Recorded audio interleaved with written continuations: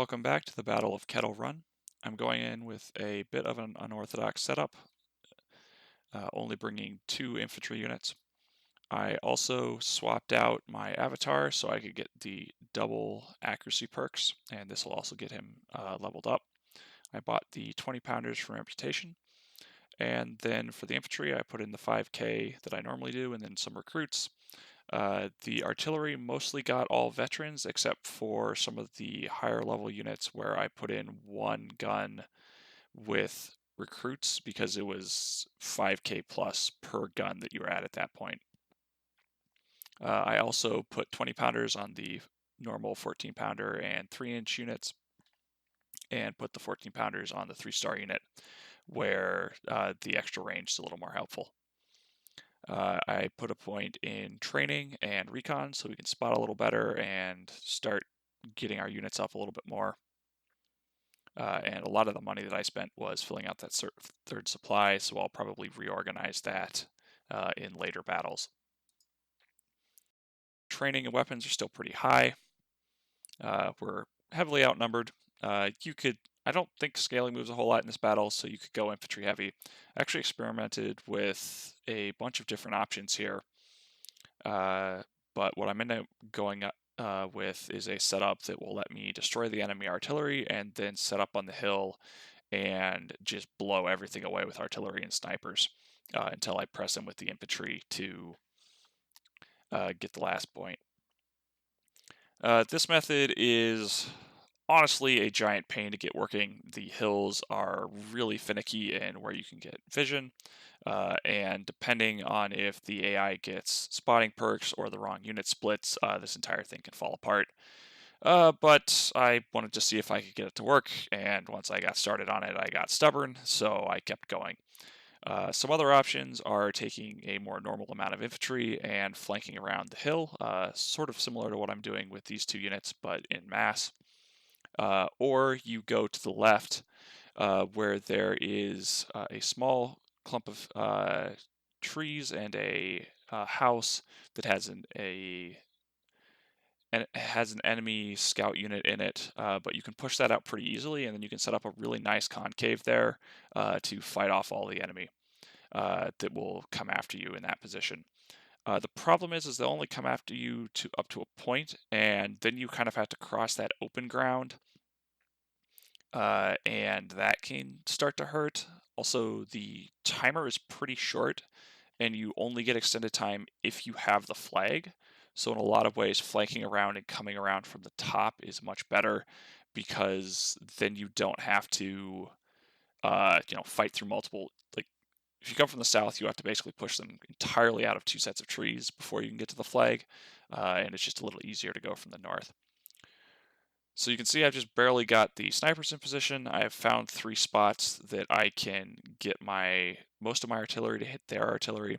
Also, if you notice, I moved my commander into position on the hill to check if their artillery had enough, was a type or had the right perks to be able to hit me.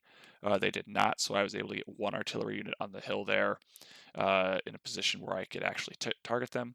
That can be really, really finicky to get it to work. You spend a lot of time just barely engineering unit forward, giving an attack order, checking if the reloading is happening. It's a giant pain. So making it look easy here, it will take some finesse to figure it out.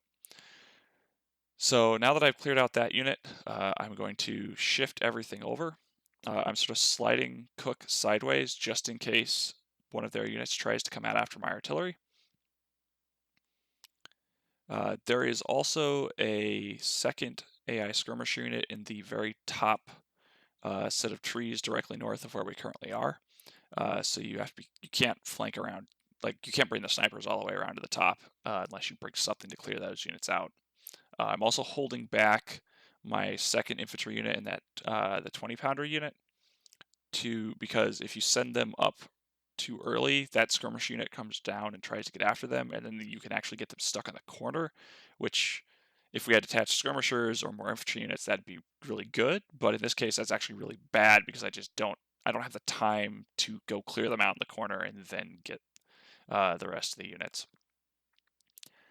So the whole reason that this entire strategy even works in the first place is the AI is very, very passive. So they could see all these units on the hill. They aren't going to go after them. Like, they're going to rotate towards them, and that's it. My snipers are revealed. The infantry is just going to stand there until you start moving about to the road in front of the skirmishers. They just don't really come after you. And so when I start, about where I just selected to move my supply wagon is about where the AI sort of starts responding to units in that area. And then that's why I have Cook held back to fend off any units that come from the west.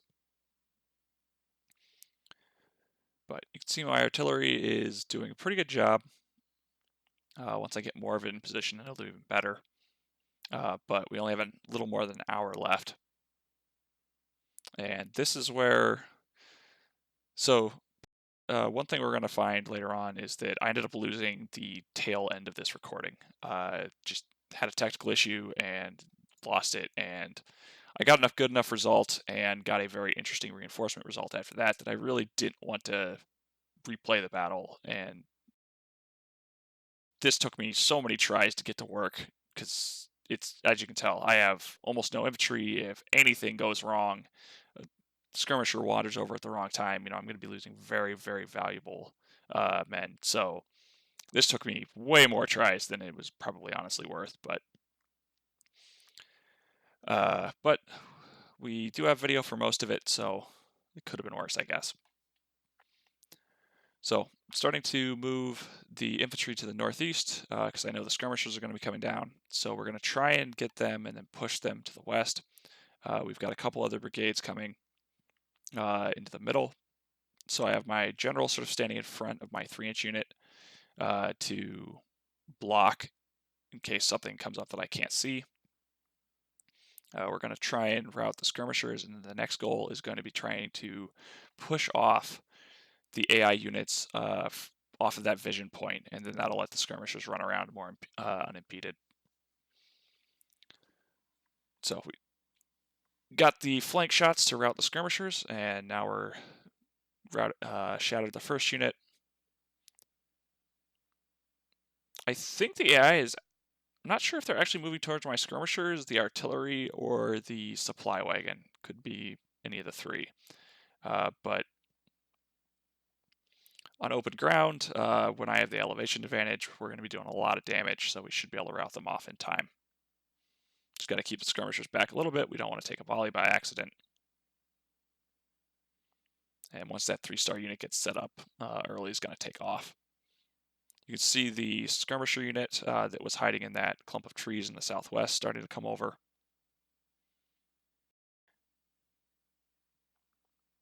And the supply wagon is going up towards their skirmishers. I don't really have a good way to get to it. Maybe if I used a general or something, I could squeeze in there, but it would be kind of annoying. So I don't think it's worthwhile unless you get a better option. So still using the skirmishers or my snipers to try and route that unit. I want to try and pin them and get them running west. I'd really like to actually just destroy them at this point, because if I can get rid of them, then that lets me get into position where I can get to the north and then come back down, which is going to be necessary to take the flag in time, because we're not going to be able to kill everything off in time. We don't have the infantry to bull your way through. That could certainly work, but that's higher casualties than I wanted to take, so I went with this route instead. You can see on the hill here we seem to be getting really good spots where we can keep targeting units well outside of the actual normal effective range. Be aware that actually goes both ways. Those units that I'm firing at also can hit you from much further away than you would normally expect to be hit by. So be very careful when moving units around. You can get shot from a surprising distance away. I don't know what's going on there, but the specific setup on this map seems to be pretty common for that to happen.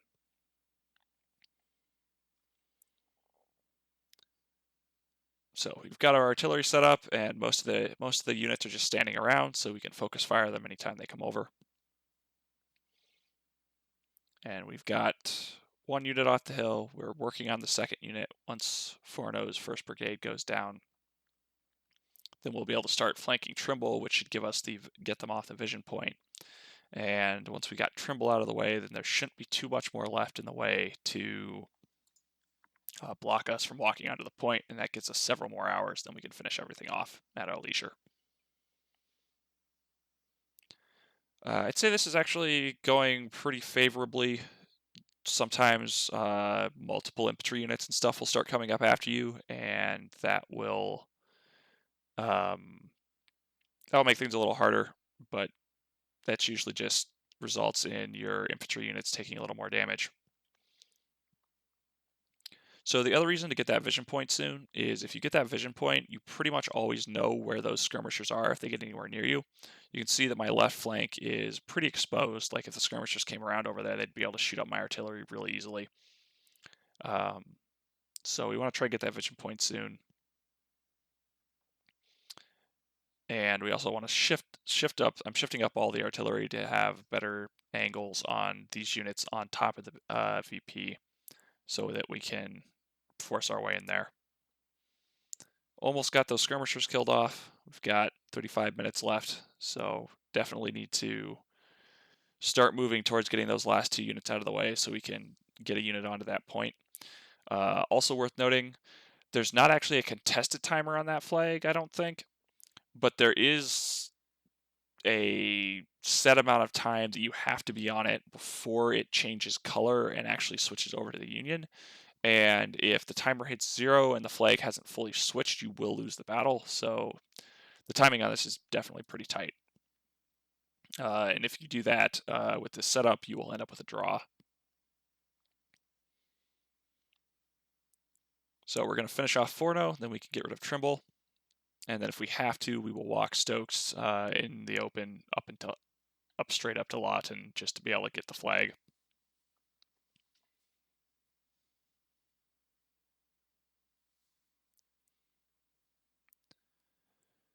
So pushed off the skirmishers again. Don't quite have them, but should be another couple of volleys and they'll be gone.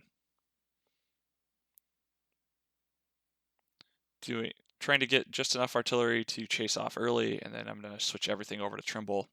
Sort of making a wide arc with Stokes, but pretty much need to head towards the point at this point. We need to get Trimble off there, and then we have to deal with Lawton.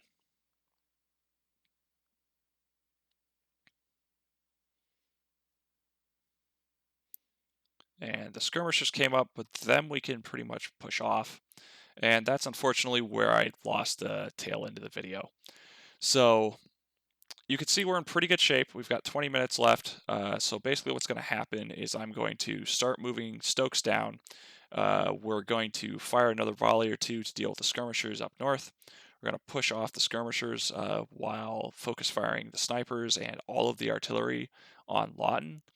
And that will allow us to push that unit off into routing, at which point we move Stokes down onto the VP with a few minutes left, capturing that, and then that gives us several more hours. And from there, we just sort of push both infantry units down a little bit, and just there's another 5 to 10 minutes of cleanup where we just slowly push them into the bottom left corner. We manage to steal their supply wagon with the general. And then we push the very last unit into the corner, get it down to about 1,000 men, and then we charge it and lose an officer in the final charge. So sorry I don't have that full footage. I really didn't want to have to redo this. So you can see we did pretty well. We lost most of our units out of Stokes. Got pretty good kill ratios on everything else. Basically, only had a minor loss from the snipers, didn't lose anything off the other ones. We got our lieutenant general. We got a couple units that are going to be able to get their next star, specifically the Whitworths. I don't think the snipers are quite close enough to hit 2-star. And for the final results, 454 losses minus 13% for medicine, so around 400, and got the full clear. And especially that 1100 men capture, which is the other reason I really didn't want to redo that. That was pretty lucky. Tidball is the officer who got wounded at the last minute. We mostly captured 1861s. I think we got around 1,000 of those. Or I think it was like 1,200 or so. Got some 3-inch guns, and I think the skirmishers had 1859s, if I'm remembering right. So we got pretty lucky in that the career page didn't bug out, and so we actually got to see the full losses. And this is the other reason I wanted to keep this, is we got our 3rd weapons shipment for the campaign. So they are up to 52 armory, which is higher than I've ever seen. So we'll see what the outcome of that is. It's kept things fairly interesting so far. Maybe regretting this decision in a little bit.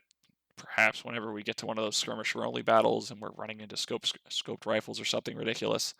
Either way, that is one way to do Kettle Run. Apologies again for the cutoff video, but hopefully the the conclusion to that battle was fairly obvious in its result. And I will be back soon with the next side battle. Thanks for watching.